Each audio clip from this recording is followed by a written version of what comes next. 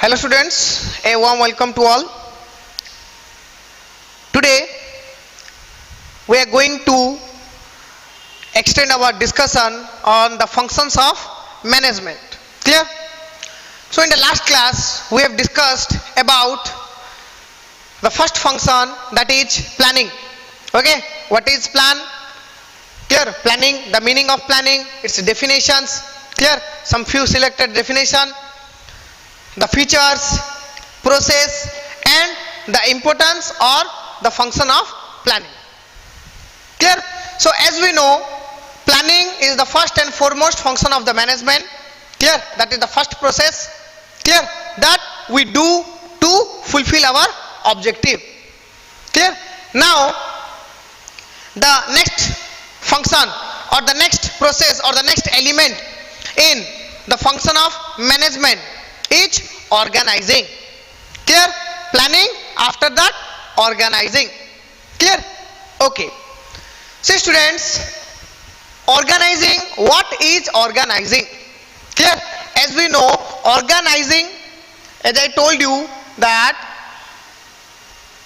here we write ing because it is a continuous process. That's why we use ing. Clear? But the main, clear, the central word, the master word of this is called organization. Yes or no? Organization. मतलब इसका जो centre word है वो है organisation. Organisation को continuous form में लिखते हैं तो वो होता है ऑर्गेनाइजिंग. ओके, तो जो ऑर्गेनाइजेशन है उसका सिंपल मतलब क्या है? जैसे कि हमने देखा ऑर्गेनाइजेशन, जो कि हमने पढ़ा है बिजनेस ऑर्गेनाइजेशन. यस और no?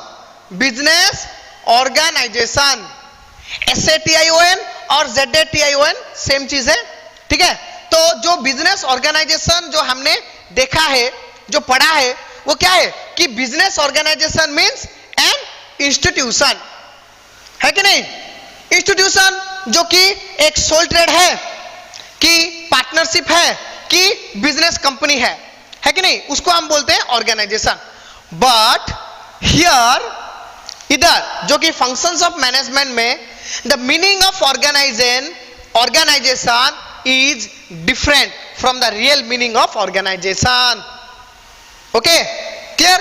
So here in the function of management the meaning of organisation is not the institute. Clear? But it is relating to institute. Clear? We can say it is not the institute, it is the structure. The structure of institute.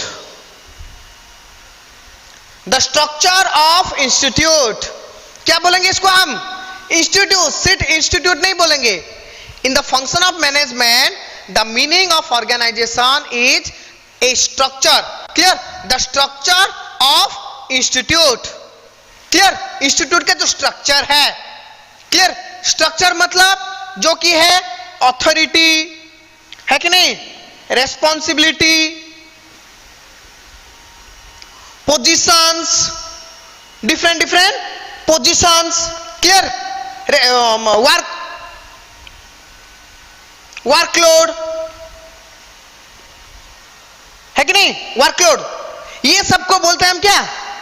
The structure. That is a structure. मतलब अपने organisation का, institute का structure क्या है उसको हम बोलते हैं ऑर्गेनाइजिंग. ठीक है? क्लियर? उसको क्या बोलेंगे हम? ऑर्गेनाइजिंग. मतलब to organise those things, structure को, रेस्पॉन्सिबिलिटी को, पोजीशन को, वर्कलोड को, मतलब कौन कौन सा काम करेगा, है कि नहीं, ये सब चीजें जो हम सेट करते हैं, स्ट्रक्चरल करते हैं, डिजाइन करते हैं. क्लियर? स्ट्रक्चर मतलब दैट वी डिजाइन, जो कि हम डिजाइन करते हैं, असाइन करते हैं, है कि नहीं. और डिजाइन, असाइन और भी बोल सकते हैं अरेंजमेंट. ठीक है, इसको हम बोलते हैं ऑर्गेनाइजेशन.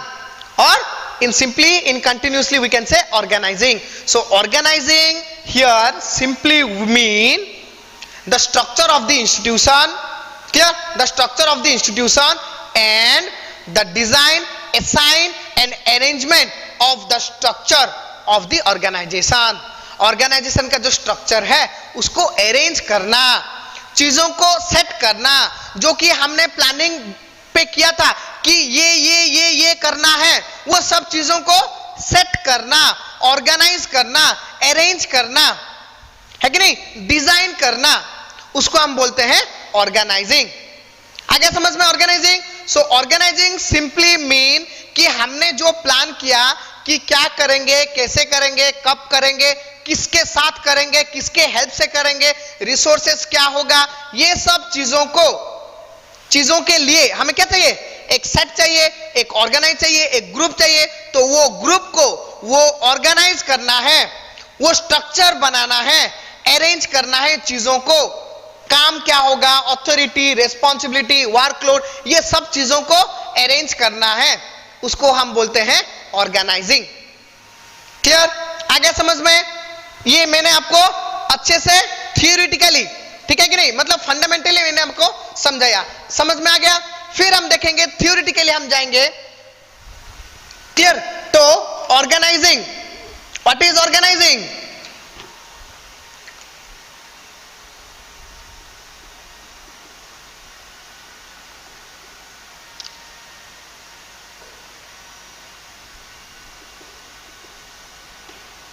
ओके, तो organising, clear? So we can say in common term organization means an institute, but here the organization means the structure. In common term organization means the institute. Clear? or business firm, but here the term organization means, but here the term organization we mean the structure and arrangement of authority,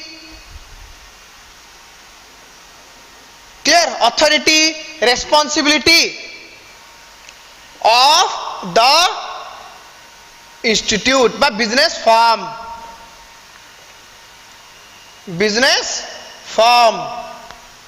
है कि नहीं. जो business form है अपना, वो business form का structure, ठीक है, स्ट्रक्चर क्या होगा, अथॉरिटी किससे, रेस्पॉन्सिबिलिटी, वर्कलोड, ये सब चीजों को जब हम डिफाइन करते हैं, समझते हैं, उसको हम बोलते हैं ऑर्गेनाइजिंग. क्लियर? ओके, आ रहा है समझ में, ठीक है कि नहीं. देन जो हम देखेंगे ऑर्गेनाइजिंग, मतलब क्लियरली हमें समझ में आ गया कि स्टूडेंट्स, जो अपना जो ऑर्गेनाइजेशन है, जो कंपनी है, कंपनी का स्ट्रक्चर मतलब क्या है, स्ट्रक्चर मतलब कौन सा पोजीशन है, जैसे कि हम बोलते हैं the levels of management. Level क्या क्या है, top, lower and top, middle, lower and ground level, इसको हम बोलते हैं ना स्ट्रक्चर, है कि नहीं. कौन से लेवल में कौन कौन रहेगा, किसका पावर कितना है, किसका रेस्पॉन्सिबिलिटी कितना है, जो लेवल्स ऑफ मैनेजमेंट में हमने पढ़ा था, वही चीजें ऑर्गेनाइजिंग को डिफाइन करते हैं कि पोजीशन क्या है, अथॉरिटी किसका कितना है, रेस्पॉन्सिबिलिटी किसका कितना है, किसको कौन सा काम दिया गया है, कौन किसके लिए जिम्मेदार है, कौन किसको रेस्पॉन्ड करेगा, कौन किसका ऑर्डर मानेगा, ये सब चीजों को हम बोलते हैं ऑर्गेनाइजिंग. ठीक है, clear. So from that point of view, the term organization is explained in two concepts. जो ऑर्गेनाइजेशन का जो है, उसका हमने दो कॉन्सेप्ट बनाया है है कि नहीं, दो कंसेप्ट में हम उसको समझते हैं, clear, that is organising, clear, as a structure, number one as a structure, number two as a process, structure and process, clear, आ रहा है समझ में, स्ट्रक्चर, ठीक है, स्ट्रक्चर, एज ए स्ट्रक्चर, तो पहले हम देखेंगे एज ए स्ट्रक्चर, है कि नहीं, organising, the meaning of organisation as a structure, meaning of organisation as a structure, ठीक है, एज ए स्ट्रक्चर क्या बोलते हैं हम, as a structure means the arrangement of positions, okay, authority, responsibility, clear, staffs or personnels, the arrangement of position, authority, responsibility, staff, personnel, departments or sections in an organization to conduct operation smoothly, to conduct operation smoothly and efficiently, smoothly and efficiently, जो organisation में काम smoothly efficiently होने के लिए हम क्या करते हैं, उसको पूरा पार्टीशन करते हैं, जैसे कि टॉप लेवल में कौन है, middle, lower, ground level, clear, different sections, different departments, है कि नहीं, जैसे कि अपना एक रहता है फैक्ट्री रहता है, ऑफिस रहता है, ऑफिस के अंदर अकाउंट सेक्शन रहता है, एडमिनिस्ट्रेटिव सेक्शन रहता है, कॉन्फिडेंशियल सेक्शन रहता है, फाइल वगैरह का एक सेक्शन रहता है, फिर पैकेजिंग का अलग रहता है कि नहीं, फिर सेल्स का अलग रहता है, प्रमोशन का अलग रहता है कि नहीं, ये सब जो जैसे डिफरेंट अलग अलग रहते हैं, वो सबको जो हम सेट करते हैं, अरेंज करते हैं, उसको हम बोलते हैं ऑर्गेनाइजिंग, है कि नहीं, उसको हम बोलते हैं organising in the content in the term of structure, that is the structure of the organisation, okay, clear, तो ये जो स्ट्रक्चर है ना अपना, जो total full on the we can say the structure मतलब क्या है, the boundary, the building means not की एक्सटर्नल बिल्डिंग मतलब किसके ऊपर कौन है, कौन किसके नीचे है, किसका काम क्या है, कौन क्या काम करेगा, ये सब जैसे हमने समझा अभी, उसको हम बोलते हैं क्या, द स्ट्रक्चर, ओके, तो ये जो स्ट्रक्चर है, क्लियर, ये structure, there are basically two type of structure in the organisation, clear, that is जो दो हैं द टाइप, ये जो दो हैं, ये दोनों काम करते हैं ऑर्गेनाइजेशन में स्ट्रक्चर को होल्ड करने में, और वो स्ट्रक्चर को मतलब इतना स्मूथ, इतना सिंपल बनाते हैं ताकि काम में कोई भी मुश्किल ना हो, किसी के माइंड में कोई कंफ्यूजन ना हो कि किसका पोजीशन क्या है, किसका काम क्या है, रिस्पॉन्सिबिलिटी का क्या है, कौन किसके लिए रिस्पॉन्सिबल है, कौन किसको आंसर देने वाला है, कौन किसको कमांड देगा, ये जो है ना स्ट्रक्चर इतना सिंपल वे से बनाते हैं ताकि कि एम्प्लॉय के अंदर कोई भी कंफ्यूजन ना हो, सब काम स्मूथली एफिशिएंटली होता रहे। आ रहा है समझ में, है कि नहीं, क्योंकि सोचो कि स्ट्रक्चर जितना कॉम्प्लेक्स होगा, है कि नहीं, काम करना उतना मुश्किल होगा, बट ये क्या करते हैं, स्ट्रक्चर को इतना सिंपल बनाते हैं ताकि किसी को कोई प्रॉब्लम ना हो और काम आसानी से हो पाए। इसके लिए क्या करते हैं, अथॉरिटी को डिस्ट्रीब्यूट करते हैं, डेलीगेट करते हैं, रेस्पॉन्सिबिलिटी को भी डिस्ट्रीब्यूट कर देते हैं, काम को अलग अलग लोगों को असाइन कर देते हैं, फिर अलग अलग लोग अलग अलग काम के लिए रेस्पॉन्सिबल हैं, है कि नहीं, और फिर वो जो लोगों को जो काम दिया गया है वो काम उनसे हम रिटर्न लेते हैं, जिसको हम बोलते हैं अकाउंटेबिलिटी। क्लियर, आ रहा है समझ में, तो ये जो स्ट्रक्चर के हिसाब से इसको हमने दो टाइप्स मतलब two types of structures are there, clear, those are एक तो है, एक को हम बोलते हैं line staff, line organisation, okay, line organisation. Second is staff organisation. Organisation, line organisation और स्टाफ ऑर्गेनाइजेशन, और line structure and staff structure. क्या है ये दो चीज? देखो स्टूडेंट्स, लाइन ऑर्गेनाइजेशन मतलब लाइन, जैसे कि अपना लाइन मतलब एक लाइन, लाइन मतलब we can say line organisation, it is the simplest, oldest, clear, it is the simplest, oldest method of administrative, clear, method of administrative organization. Organisation का जो सबसे सिंपल, जो कि ऑलरेडी डिफाइन होता रहता है, हुआ मतलब हो रहा होता है, simplest and oldest method of administrative organisation, जो कि एडमिनिस्ट्रेशन, एडमिनिस्ट्रेशन मतलब कौन किसके ऊपर है, कौन किसको कंट्रोल करेगा, है कि नहीं, किसके ऊपर कौन है, मेरा बॉस कौन है, मेरा सबऑर्डिनेट कौन है कि नहीं, वो जो हम सेट करते हैं, क्लियर, उसको हम बोलते हैं the administrative organisation. That is simple and the most, clear, most oldest, clear. So according to this type of organisation, according to this type of organization, according to this type of organization, clear, the authority flow from top to bottom, authority flow from top to bottom. Okay, एक काम करो आप,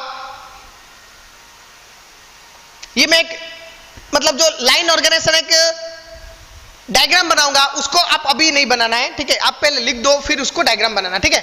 जैसे कि देखो वो जो है क्या है, देखो पहले तो अपना बोर्ड ऑफ डायरेक्टर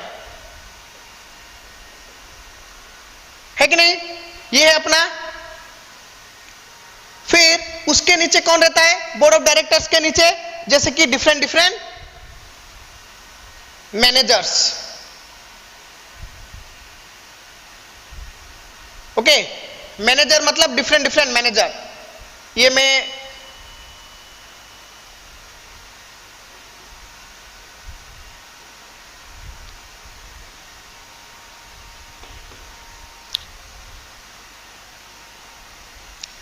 क्लियर, ऐसा रहता है.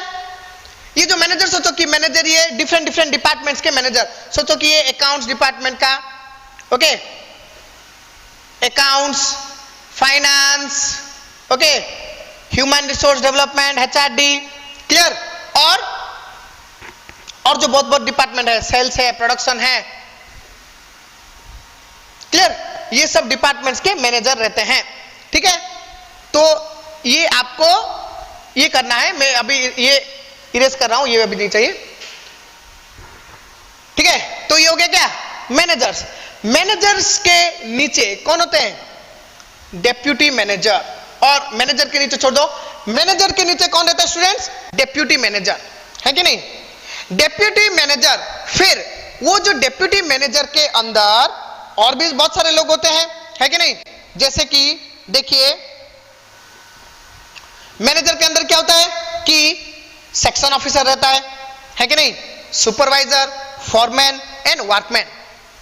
इनके नीचे आता है डेप्यूटी मैनेजर,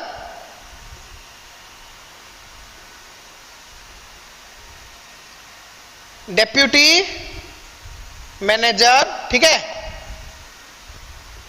डेप्यूटी मैनेजर के नीचे कौन कौन रहता है, सेक्शन ऑफिसर,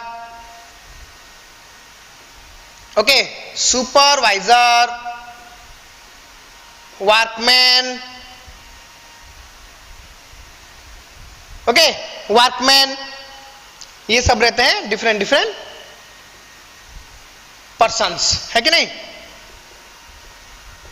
तो ये जो है ना, देखो एक line top to bottom authority के हिसाब से, है कि नहीं, ओके. तो ये कैसे रहता है कि टॉप टू बॉटम, ठीक है।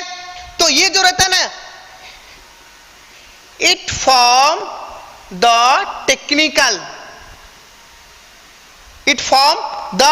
Technical structure of the organisation. Means the staffs are basically technical staffs, मतलब जो कि रियली काम करते हैं। ओके, आए समझ में? बाकी नेक्स्ट है अपना स्टाफ ऑर्गेनाइजेशन। ठीक है स्टूडेंट्स, लाइन ऑर्गेनाइजेशन के बाद नेक्स्ट हम देखेंगे स्टाफ ऑर्गेनाइजेशन।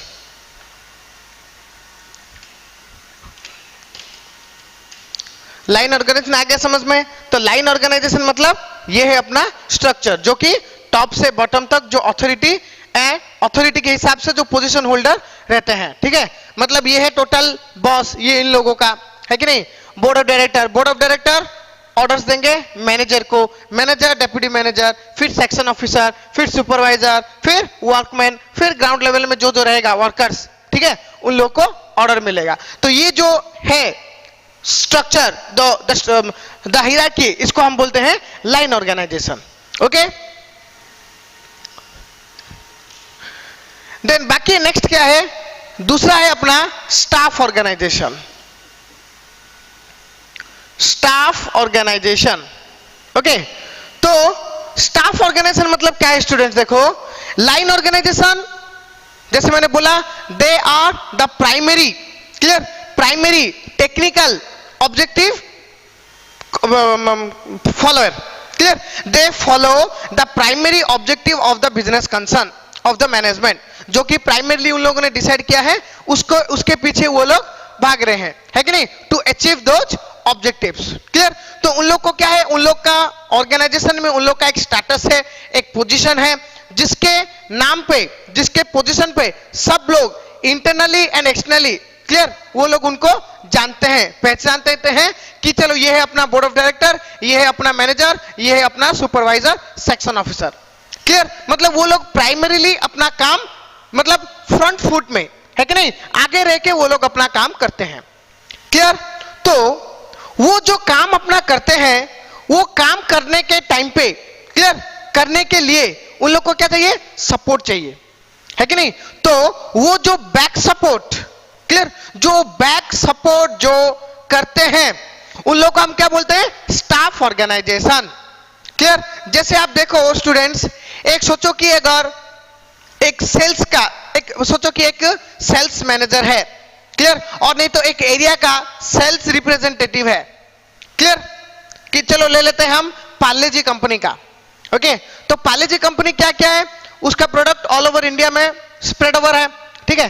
तो वो क्या करता है, हर एक एरिया में उसका एक सेल्स रिप्रेजेंटेटिव, क्लियर, और ऑफिसर जिसको हम बोलते हैं सेक्शन ऑफिसर, और एरिया मैनेजर जिसको बोलते हैं एरिया मैनेजर होता है, ठीक है। तो वो जो एरिया मैनेजर होता है, कि सोचो कि एक, मतलब 2-3 एरिया को उसने एक एरिया मैनेजर रख दिया, तो वो एरिया मैनेजर का काम क्या है कि वो पूरे एरिया को कंट्रोल करना, वो पूरे एरिया में कैसे डिमांड अच्छे से आए, डिमांड को कैसे फुलफिल करे, सप्लाई कैसे टाइम से आए, है कि नहीं, उधर के जो उनके उसके अंडर, है कि नहीं, वो जो सेल्स मैनेजर के अंडर जो लोग हैं, क्लियर, वो लोग कैसे अच्छे से काम करे, वो सब उसका रेस्पॉन्सिबिलिटी है, ठीक है। तो जब भी ऑर्गेनाइजेशन में कभी कुछ, मतलब सोचो कि ये जो सेल्स मैनेजर है, उसका जो टास्क था, जो ऑब्जेक्टिव है, वो अचीव हो गया, जो टारगेट था, तो कंपनी अप्राइज डायरेक्टली किसको करेगा, कौन जानेंगे कि वो एरिया में जो सक्सेस मिला हमें, ये सेल्स मैनेजर के वजह से मिला है। He is the person, clear, who because of whom we achieve the target, है कि नहीं, ही इज रेस्पॉन्सिबल, उसको क्रेडिट मिलेगा, ठीक है, क्लियर। ये उसको, उसके नाम से ही सब लोग जानेंगे। बट वो जो टारगेट कंप्लीट हुआ, वो अपने आप में नहीं हुआ, उसके साथ और एक उसके बहुत सारे सपोर्टिव स्टाफ्स भी थे, है कि नहीं, जो कि सपोर्टिव स्टाफ्स ने अच्छा काम किया, इसलिए वो सेल्स मैनेजर ने अच्छा काम कर पाया, उसको अचीव हो पाया अपना ऑब्जेक्टिव, क्लियर। तो वो जो सपोर्टिंग स्टाफ होते हैं ना, उसको हम बोलते हैं staff organisation, clear. The staff, the supporting staff, clear, the secondary, they are not the primary. Primary कौन है, लाइन, ऑर्गेनाइजेशन में जो है वो है प्राइमरी, स्टाफ ऑर्गेनाइजेशन वो है सेकेंडरी, सपोर्टिव। क्लियर? मतलब वो लोग डिफरेंट डिफरेंट काम के टाइम पे ये जो लाइन ऑर्गेनाइजेशन जो कि हेड में है, फ्रंट फुट में, उन लोग को ये लोग सपोर्ट करते हैं पीछे से। क्लियर? उनको एडवाइस देते हैं, उनका छोटा मोटा काम करते हैं, उसको अरेंज करते हैं, सेट करते हैं। ठीक है कि नहीं? तो उन लोग को हम बोलते हैं क्या? सपोर्टिव स्टाफ और staff organisation. Clear? So staff group engage in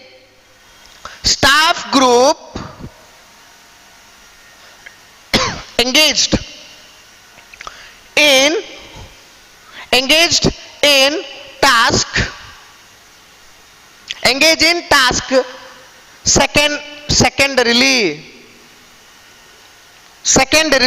secondary ये लोग क्या एंगेज रहते हैं काम पे। ठीक है? मीन्स दे एक्ट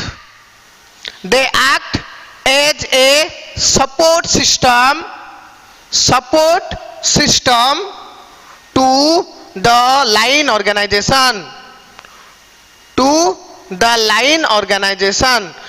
ऑर्गेनाइजेशन के लिए ये लोग क्या है? उनके सपोर्टिव स्टाफ्स हैं, उनको ये सपोर्ट करते हैं, है कि नहीं? डिफरेंट मैटर्स में, काम में, रूटीन वर्क में, एडवाइजन में, है कि नहीं? सो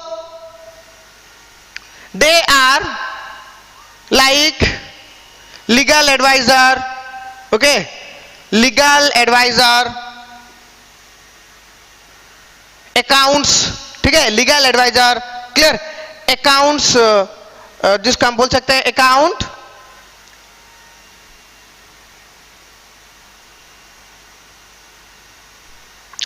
एडवाइजर, है कि नहीं? Control staff,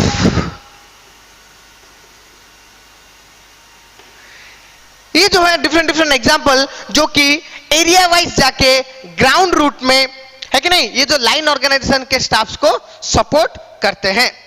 clear? ठीक है? So they construct the internal structure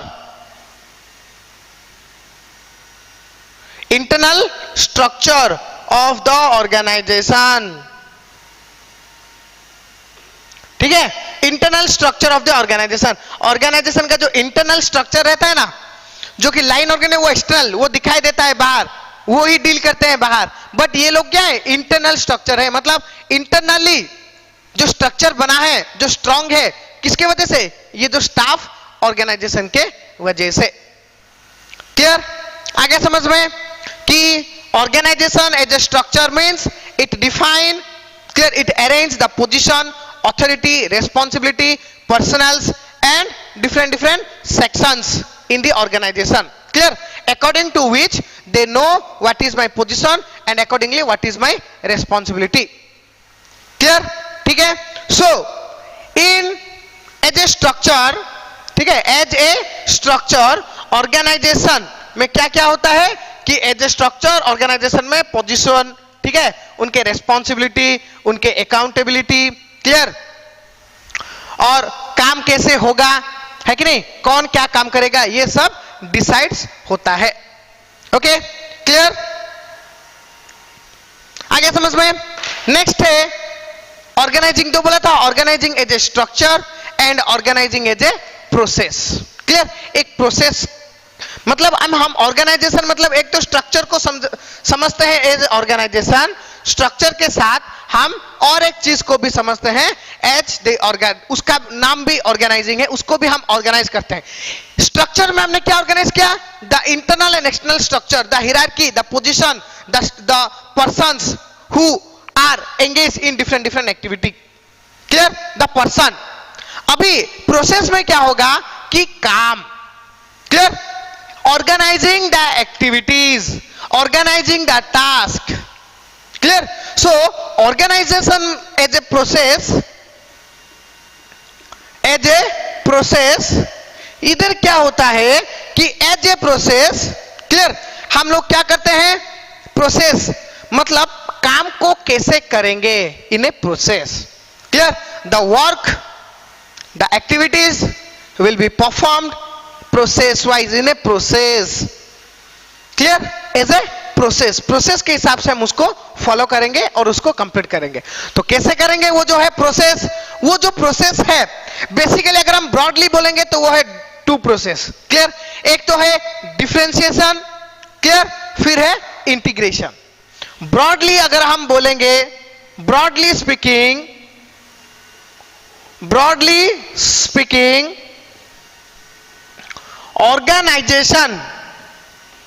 organization as a process defines the procedure of doing various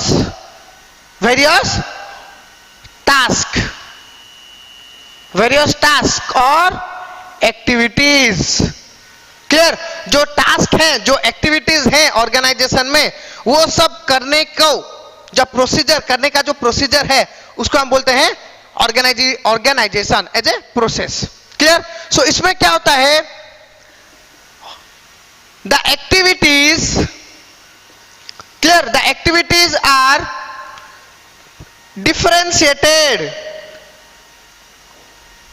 differentiated according to their nature, clear, according to nature, method and technique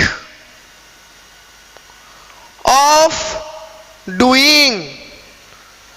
तो देखो student, इसमें हम क्या करते हैं कि सोचो कि ऑर्गेनाइजेशन में जो काम आया, टोटल फुल वर्क है, उसको हम क्या करेंगे, पहले अलग अलग कर देंगे, डिफरेंशिएट, हर एक काम को सेपरेट कर देंगे, पार्ट कर देंगे, है कि नहीं, छोटा छोटा पार्ट्स में उसको क्या सेट करेंगे, पार्ट्स। क्लियर, डिफरेंशिएशन किसके हिसाब से, कि सोचो जो पूरा काम है ना, वो हर काम का अलग नेचर कुछ अलग है, वो डिफरेंट मेथड से होगा, हर काम एक ही मेथड से नहीं होता है, different methods, different techniques, we have to use different technique, different method and different natures the task have।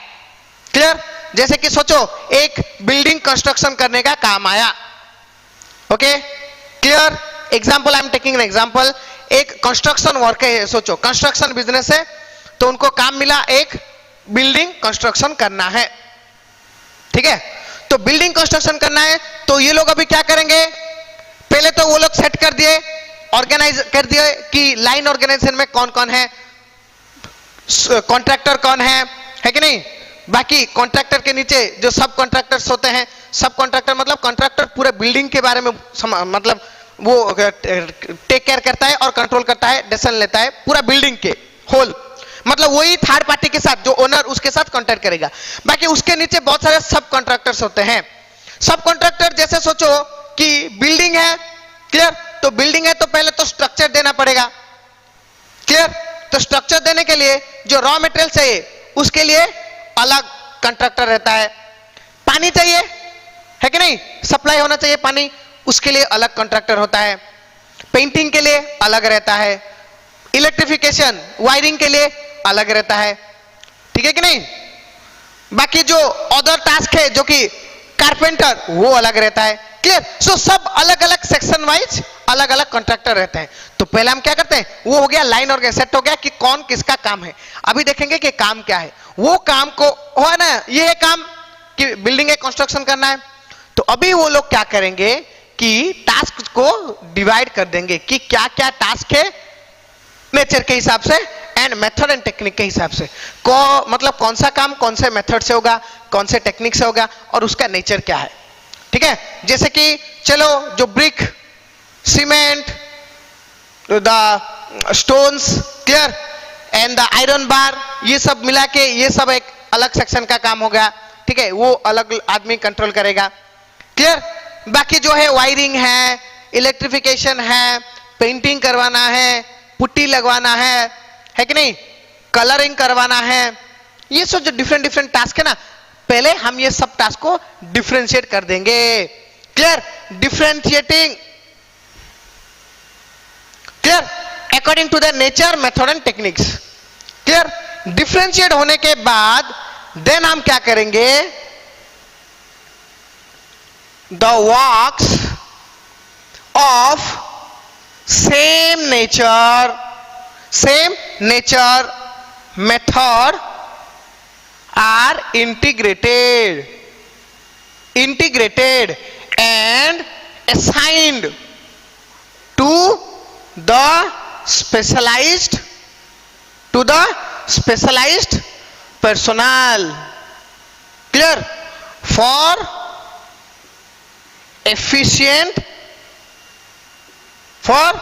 efficient accomplishment.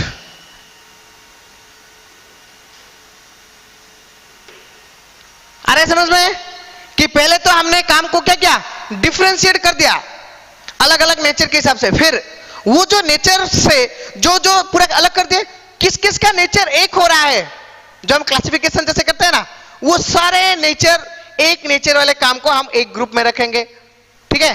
फिर वो काम असाइन करेंगे टू दी स्पेशलाइज्ड, मतलब वो काम में जो स्पेशलाइज्ड पर्सन है, जो कि हमारे कंपनी में है, क्लियर, ऑर्गेनाइजेशन में है, मैनेजमेंट टीम में है कि नहीं, जो कि स्टाफिंग का काम है, वो हम देखेंगे बाद में कि स्टाफिंग का काम है कि हमें क्या क्या चाहिए, कौन से पर्सनल चाहिए, स्पेशलाइज्ड पर्सन, उन लोग को अपॉइंट करके लाना, अपनी कंपनी में काम देना, अपॉइंट करना, ताकि हम अपने काम को उन लोगों को असाइन कर सके, ठीक है कि नहीं, क्लियर। तो पहले हमने क्या किया, ये सारे काम देख ले कि ये अपना काम है, ये काम को करवाना है, ठीक है, उसके लिए ये सारे स्पेशलाइज्ड पर्सन चाहिए, ठीक है। देन ये प्रोसेस कंप्लीट होने के बाद हम रिक्वायरमेंट के हिसाब से स्टाफ्स को अपॉइंट करेंगे, क्लियर, आ गया समझ में। तो organising as a process, broadly speaking, organising as a process means define that the procedure of doing various tasks, that is, it is of broadly two type, that is first of all differentiating each task according to the nature, method and techniques, then integrating the task of same nature, method, and then assign it to the specialized person for efficient accomplishment. Okay, clear? तो ये जो process है, clear, ये जो है अपना पूरा process, तो इसको अगर हम डिफाइन करेंगे इन ए प्रोसेस, क्लियर, ये हो गया सेंटेंस वाइज। अगर हम इसको डिफाइन करेंगे एज ए प्रोसेस, ओके, मतलब प्रोसेस के हिसाब से हम उसको डिफाइन करना पड़ता है, ठीक है, ये हो गया। तो इंट्रोडक्शन सोचो कि देन अगर हम देखेंगे इसका प्रोसेस, तो क्या होगा उसका प्रोसेस, जैसे कि सबसे पहले तो हमें क्या चाहिए कि आइडेंटिफाइंग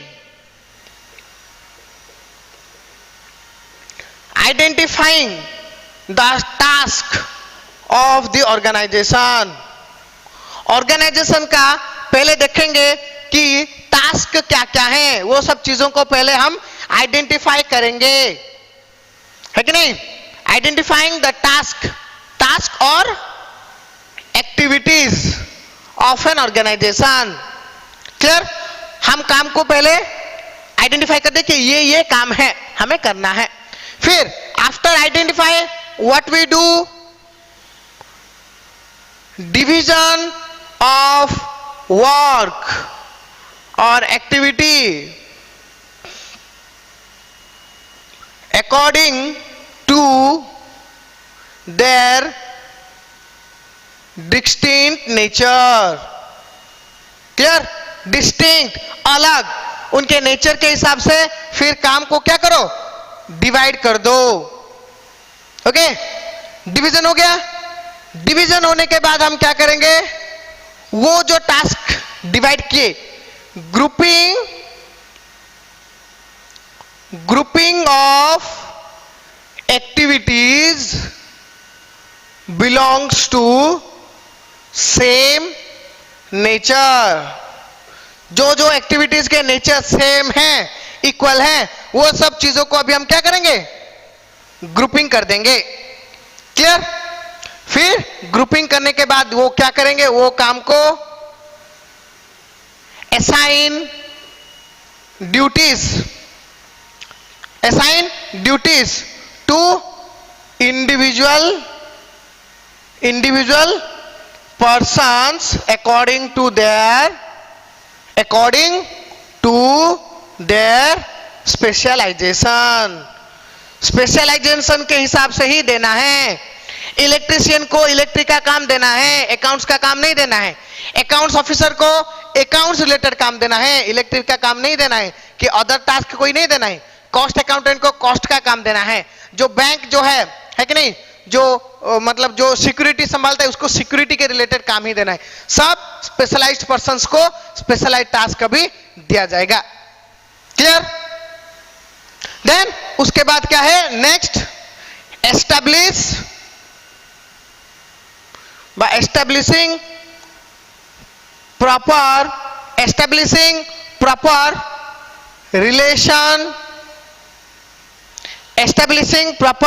relation for reporting। मतलब टाइम टू टाइम रिपोर्ट होना चाहिए। टाइम टू टाइम रिपोर्ट कि काम कैसे हुआ, कितने मतलब कितना लेवल तक गया, कितना % कंप्लीट हुआ। क्योंकि टाइम टू टाइम वो हेड ऑफिस को आपको क्या एडवाइस करना पड़ता है और इन्फॉर्म करना पड़ता था कि काम इतना कंप्लीट हुआ। Accordingly they will think for other task, other objective. And अगर वो उनको लगेगा कि चलो काम सही से हो रहा है तो वो रिलैक्स रहेंगे, नहीं हो रहा है तो वो लोग और थोड़ा कुछ एफर्ट डालेंगे, नए टीम को भेजेंगे अकॉर्डिंगली। तो इसके लिए क्या होता है कि जिसको जो काम दिया गया है ना, उसके हेड जो होते हैं उनके साथ उनका रिलेशन सेट किया जाता है। रिलेशन मतलब दो, ऑर्गेनाइजेशनल एंड पर्सनल भी है कि नहीं। करने से क्या होगा कि रिपोर्टिंग अच्छे से होगा। टाइम टू टाइम हमें खबर मिलता रहेगा कि क्या हुआ क्या नहीं, इसके हिसाब से। Okay, clear? आ गया समझ में? ऑर्गेनाइजिंग का मतलब, ऑर्गेनाइजिंग मतलब पूरा सब कुछ सेट करना, अरेंज करना, असाइन करना ड्यूटीज को। Okay, and authority, responsibility, clear? Accountability मतलब काम किसका हुआ कि ना हुआ, इसी को बोलते हैं अकाउंटेबिलिटी। मतलब आपको जो काम दिया गया है उसके रिलेटेड आपको डेफिनेटली क्वेश्चन पूछा जाएगा कि ये काम हुआ कि नहीं, कितना हुआ, कैसे हुआ, अच्छा हुआ, बुरा हुआ, अच्छा हुआ तो कैसे हुआ, बुरा हुआ तो क्यों हुआ, है कि नहीं। Accordingly means you are accountable to the task that you are responsible for which, you are liable for which. जिसके लिए आप लाइबल हो, रेस्पॉन्सिबल हो, उसके रिलेटेड आपको डेफिनेटली आंसर देना पड़ेगा। आपके जो हेड है, आपके जो सुपीरियर है, that is called accountability. You must be answerable to the task you have given, you have responsible for. Okay, clear? तो ये हो गया ऑर्गेनाइजिंग का मतलब, meaning. Clear? Organizing as a structure, as a process. Okay, clear? Then next हम देखेंगे कि organising का फीचर्स क्या है। एज यूजुअल जैसे कि मैंने बोला था कि मैनेजमेंट का जो फीचर्स हैं वो सब फीचर, ठीक है, ऑल तो नहीं, सब तो नहीं बोल सकते, मतलब कोई कौन सा नेचर सब फंक्शंस में है। ठीक है, तो अभी हम देखेंगे कि ऑर्गेनाइजिंग के पास क्या क्या फीचर्स हैं, फीचर्स और नेचर ऑफ ऑर्गेनाइजिंग।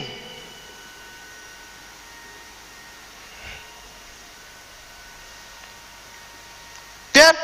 तो first of all we can say that as usual in other, वो जो दो तीन है ना वो कॉमन है।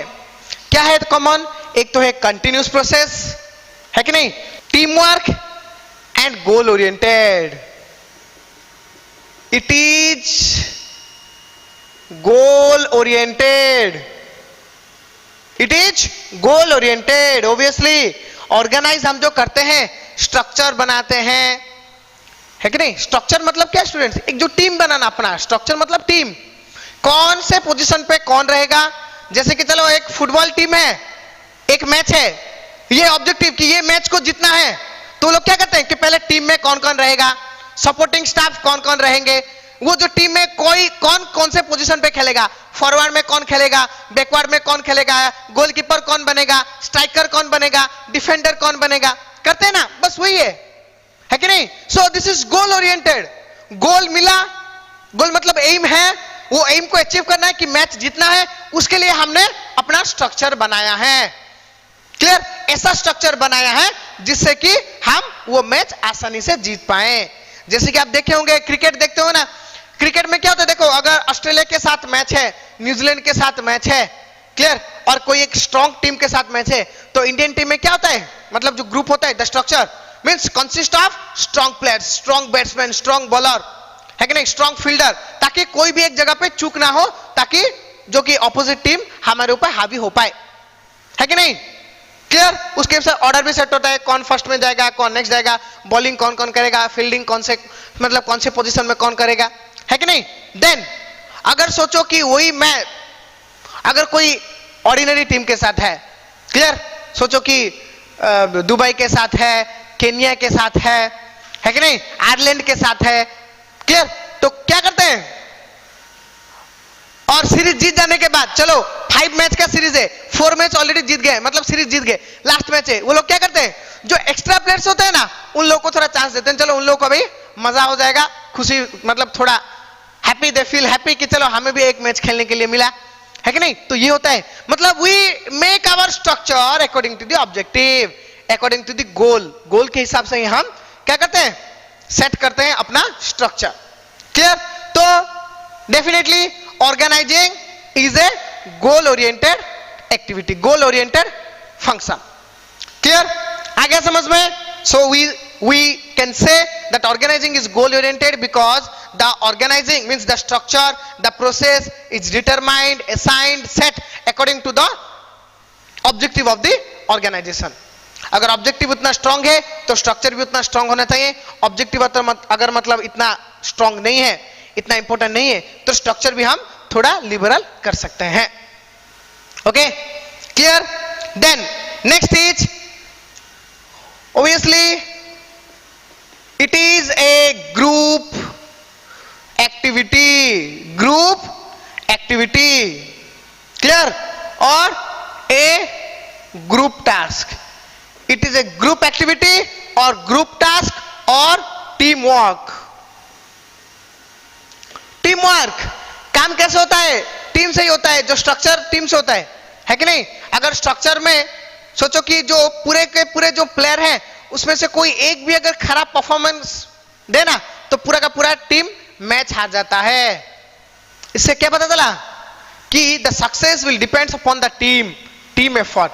अगर कोई एक इंडिविजुअल की सोचो कि क्रिकेट मैच में हमारे जो बैट्समैन है वो 400 का स्कोर लगा दिए, 400 का स्कोर है, ठीक है, तो बैट्समैन में बहुत अच्छा काम किया, बट अगर बॉलर अच्छा काम नहीं करेंगे तो 400 क्या 500 भी एक टीम 50 ओवर में 500 भी मार सकता है। इसमें कोई बड़ी चीज नहीं है, कोई भी मार देगा, एक एक बॉल में छक्का मारते जाओ, हो जाएगा। But only batsman, if the batsman are strong, it is not enough to win the match. We must have a strong bowler team.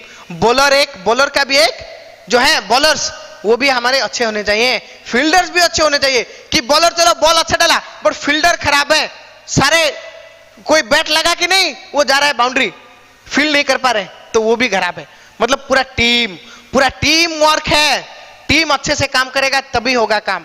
जैसे हमने देखा ना, काम डिफरेंशिएट होता है, फिर ग्रुप वाइज पर्संस को स्पेशलाइजेशन के हिसाब से उन लोग वो काम को हम प्रोवाइड करते हैं। Okay, so that's why you can say it is a team work, okay, goal oriented team work, and it is a continuous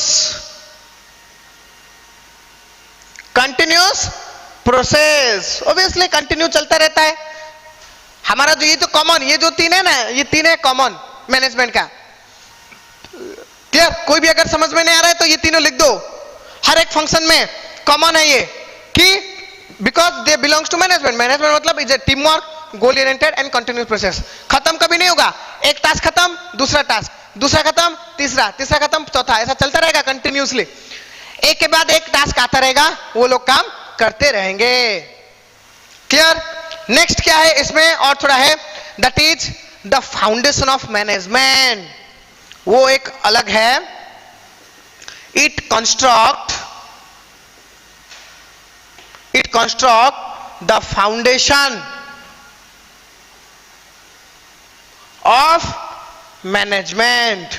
management का जो फाउंडेशन है ना, फाउंडेशन क्या है स्टूडेंट्स? द स्ट्रक्चर जो फाउंडेशन है, ये सुनो, अगर स्ट्रक्चर अच्छा है लाइक फाउंडेशन अच्छा है तो बिल्डिंग हम कितने भी फ्लोर्स बना लो कोई टेंशन नहीं है। स्ट्रक्चर अगर खराब है तो डर लगा रहेगा, एक फ्लोर के बाद दो फ्लोर बनाते टाइम हमें डर लगेगा कि चलो मतलब स्ट्रक्चर खराब है, मे बी वो धंसा ना जाए, बिल्डिंग कोलैप्स ना हो जाए। क्लियर? सो ये जो मैनेजमेंट है ना, मैनेजमेंट का जो टीम है वो टीम ही सबसे इंपॉर्टेंट है। हम जितना स्ट्रॉन्ग टीम बनाएंगे उतना एफिशिएंटली हम अचीव कर पाएंगे अपने ऑब्जेक्टिव्स को। Clear? So that's why we can say that this function is known as the foundation of the management. ये अगर स्ट्रांगली हो गया, स्ट्रक्चर प्रोसेस अगर सही सही हो गया तो सब काम अच्छे से होता जाएगा। Clear? So that is the foundation of management, foundation task, foundation function of the management. जैसे हम बोलते हैं ना planning is the pervasive function, most important function. Clear? वैसे हम बोलेंगे कि organising is the foundation function, pervasive नहीं, foundation that is the primary, ये है foundation function, foundation of management. हर एक काम का फाउंडेशन रहता है ऑर्गेनाइजिंग। क्लियर? टीम, क्योंकि टीम ही हर एक काम करता है। तो टीम अच्छा है तो काम अच्छा होगा, टीम अगर अच्छा नहीं है तो काम अच्छा नहीं होगा। ओके? क्लियर? नेक्स्ट है it changes with the change in organization and objective. yes definitely हो तो important, it change, जो स्ट्रक्चर रहता है, जो ऑर्गेनाइजेशन रहता है, द स्ट्रक्चर द प्रोसेस, वो हर एक ऑर्गेनाइजेशन में इक्वल नहीं रहता है। ऑर्गेनाइजेशन में क्योंकि कौन से ऑर्गेनाइजेशन का काम क्या है उसके हिसाब से वो लोग अपना टीम बनाते हैं। एंड ऑब्जेक्टिव आल्सो, जैसे मैंने बोला कि अगर ऑस्ट्रेलिया के साथ खेलना है तो स्ट्रांग टीम बनाना है, अगर केन्या के साथ खेलना है तो स्ट्रांग टीम ना बनाने से चलेगा।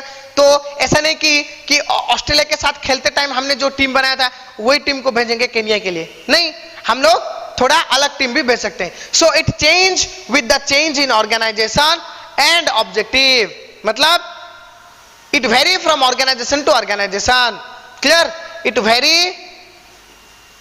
मतलब different from organization to organization, एक से दूसरे ऑर्गेनाइजेशन पे ये चेंज होता रहता है, सिमिलर नहीं होता है। हर कोई अपने अपने हिसाब से अपना अपना सेट करता है। क्लियर? नेक्स्ट देखेंगे, it establish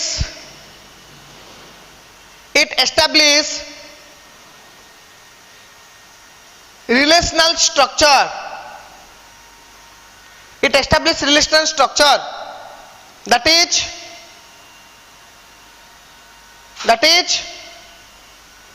functional formative,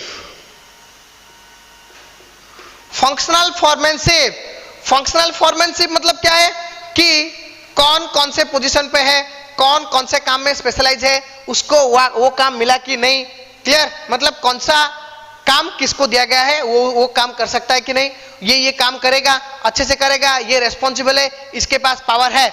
ये जो है ना स्टेटस, ये जो रिलेशनशिप एस्टेब्लिश करता है कौन, ये ऑर्गेनाइजेशन में। प्रोसेस में हमने जैसे देखा कि it establish the relational status structure, जो रिलेशन का जो स्ट्रक्चर है ना इधर ही डेवलप होता है कि नहीं।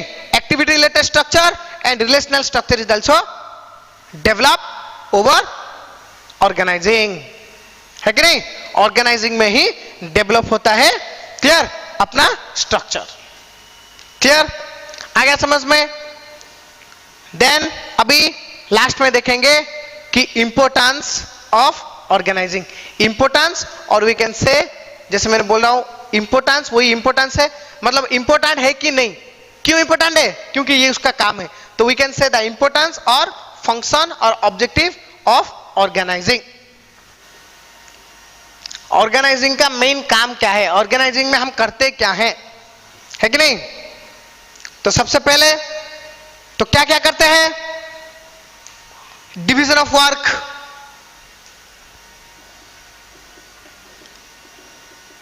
Division of work according to specialized nature.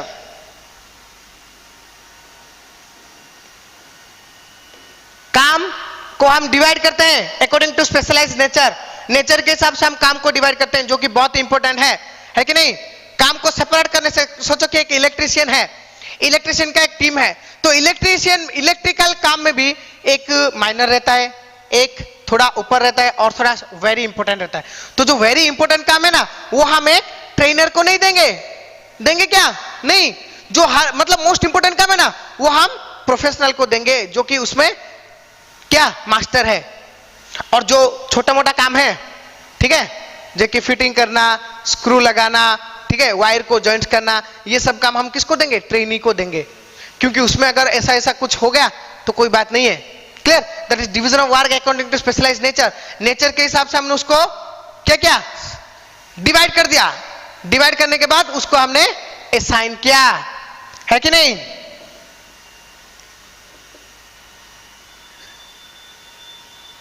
assigning of task activities to personnel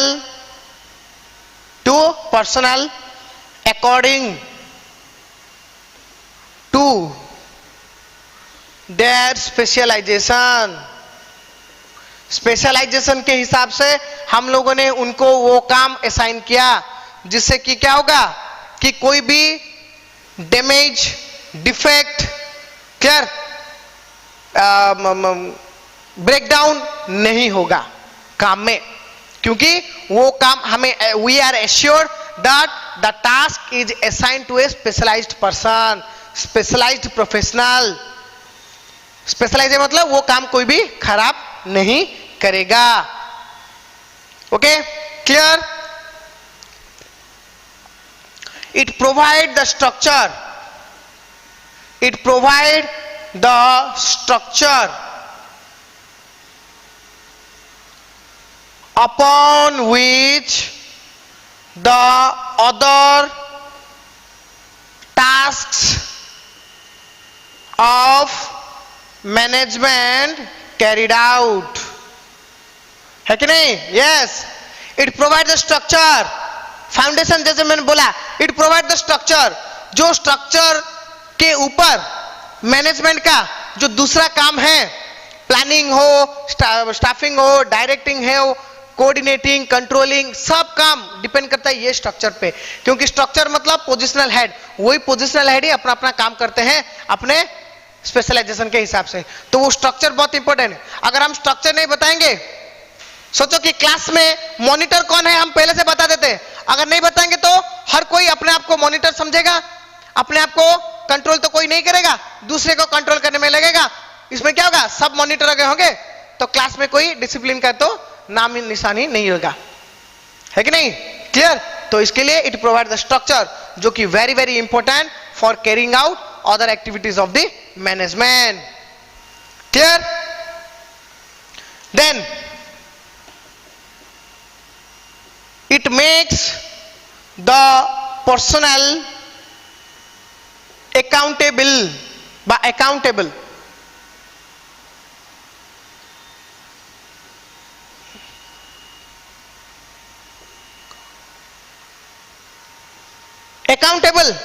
मतलब आंसरेबल, मतलब आपको जो काम दिया गया है, you must be answerable to the task.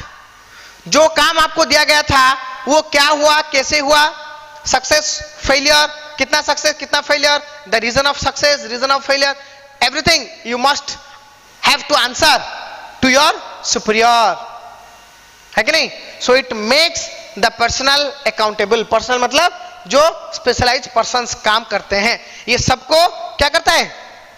Personalise मतलब अकाउंटेबल करता है कि आपको काम, मतलब ये काम दिया गया है, definitely according to structure, according to the process, then you have to clear answer those questions. Clear? Next क्या देखेंगे कि इट फैसिलिटेट, ये तो कॉमन है सबका, facilitate growth, expansion growth, expansion, diversification and innovation.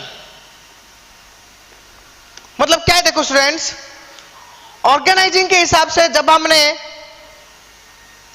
हर एक एम्प्लॉय को अपने अपने नॉलेज स्पेशलाइजेशन के हिसाब से हम जब काम देते हैं तो क्या होगा, आपको अगर एक ही काम जो काम में आप उस्ताद हो, प्रोफेशनल हो, वो अगर काम आपको डेली डेली दिया जाएगा, मतलब ऐसा एक टाइम आएगा कि आप वो काम में मास्टर हो जाएगा। मास्टर होने के बाद क्या होगा, आपका परफॉर्मेंस लेवल पूरा बढ़ गया। वो परफॉर्मेंस लेवल को यूज करके मैनेजमेंट क्या करेगा, they will plan for growth. मतलब कैसे ग्रो करेंगे, चलो अभी आप एक कंपनी में ज्वाइन किए, 5 साल में आप मास्टर हो गए, फिर वो क्या करेंगे, आपको कोई एक बड़े ब्रांच में, नए ब्रांच में लेके आपको ट्रेनर बना देंगे कि आप ट्रेनिंग दो लोगों को, जो आपने सीखा वो करो। तो क्या हुआ, ग्रोथ, मतलब नया ब्रांच चला with the help of your effort. आ रहा है समझ में? एक्सपांशन, हम एक्सपांड भी किए, है कि नहीं? पहले सोचो कि एक ट्रेनर था, आप लोगों को सिखाया, अभी वो में से आप 1-2 जन और ऐड हो गए ट्रेनर में, तो वो क्या करेगा, पहले जितना स्टाफ्स को लेता था ट्रेनिंग प्रोवाइड करने के लिए, अभी और वो और नए स्टाफ को भी ले सकता है, क्योंकि नया भी ट्रेनर भी आ गया। That is expansion. डाइवर्सिफिकेशन, मतलब they can go for developing new product, new service, clear, and they can go for changing their product line. ठीक है, मतलब कोई नया प्रोडक्ट के ऊपर वो स्विच कर सकते हैं, क्योंकि हमारे पास स्पेशलाइज्ड पर्सन है, वो लोग काम अच्छे से कर रहे हैं, वो लोग जान गए हैं, वो लोग ट्रेनिंग प्रोवाइड कर रहे हैं। मतलब अपने पास अभी कोई भी ट्रेनर नहीं है, सब ट्रेनी नहीं है, सब ट्रेनर हो गए, मास्टर हो गए, क्लियर। एंड इनोवेशन, ऑब्वियसली अगर आपको एक काम हर रोज वही काम करोगे तो ऐसा एक दिन आएगा जो कि जब भी आप नया कुछ कर पाओगे। नहीं, you can make creative innovative things with your effort. Okay, clear? So we can say that facilitate growth, expansion, diversification. Okay, और क्या होता है, enhance teamwork, profitability, it enhance teamwork, profitability, clear. Obviously enhance मतलब बढ़ जाता है, teamwork बढ़ाता है, ये एनहांस करता है, क्योंकि काम जो होता है ग्रुप पहले से डिटरमाइन हो जाता है, सेट हो जाता है, उसके हिसाब से लोग जानते हैं कि ये ग्रुप में है, तो ये ग्रुप में हमको सबको मिलकर काम करना है, तभी हम अपने ऑब्जेक्टिव को फुलफिल कर पाएंगे। तो ये हो गया team work. And profitability, obviously अगर काम अच्छे से होगा तो प्रॉफिट भी धीरे धीरे एनहांस या बढ़ता चला जाएगा। Okay, clear? Next, optimal allocation and utilization of resources. ये क्या स्टूडेंट, देखो, जो सोचो कि आपको चाय बनाना नहीं आता है, आपको अगर कोई बोलेगा कि चाय बनाओ, तो आप क्या बनाओ, ऑब्वियसली जाओगे बनाने के लिए, खराब हो जाएगा, चाय खराब हो गया, कोई भी नहीं पी पाएगा। बट कोई पी नहीं तो पाया, तो वो क्या उतने में हो गया क्या, आपको सुनने को मिलेगा कि चलो इसको चाय बनाना नहीं आता है, बस उतना ही लॉस है क्या? नहीं, रिसोर्सेज भी लॉस हो गए। जो चाय आपने बनाया उसमें दूध डाला, शक्कर, clear, sugar, T, milk, clear, and other clear materials और मसाला यू ऐड, सबने आपने ऐड किया, चाय अच्छा नहीं बना, बट फिर भी रिसोर्सेस खराब हो गया। मतलब क्या है इसका मतलब, अगर जिसको जो काम नहीं आता है, अगर आपको वो काम करने दिया जाएगा तो क्या होगा, काम तो नहीं होगा, उसके साथ साथ रिसोर्सेस जो है वो भी खराब हो जाएंगे, वेस्ट हो जाएंगे, डैमेज हो जाएंगे। तो इसके लिए हमें क्या करना है, काम उसी को देंगे जिसको वो काम आता है अच्छे से, जो कि स्पेशलाइज है। तो ऑर्गेनाइजेशन में वही होता है, हमने क्या किया, काम को पहले आइडेंटिफाई किया, डिफाइन किया, डिवाइड किया, डिवाइड करने के बाद उसको असाइन किया, किसको? प्रोफेशनल को, स्पेशलाइज्ड पर्सन को, ताकि मतलब हमने प्रॉपर एलोकेशन किया, ऑप्टिमल जितना चाहिए उतना, वो ज्यादा नहीं लेगा क्योंकि उसको पता है कितना चाहिए ये काम के लिए। सो ऑप्टिमल एलोकेशन एंड यूटिलाइजेशन, वो उतना यूज करेगा, अच्छे से यूज होगा, वेस्ट नहीं होगा, डैमेज नहीं होगा, है कि नहीं, ताकि अपना जो रिसोर्सेस है वो अच्छे से यूज हो पाया। ओके, क्लियर, आ गया समझ में? And then last point, improve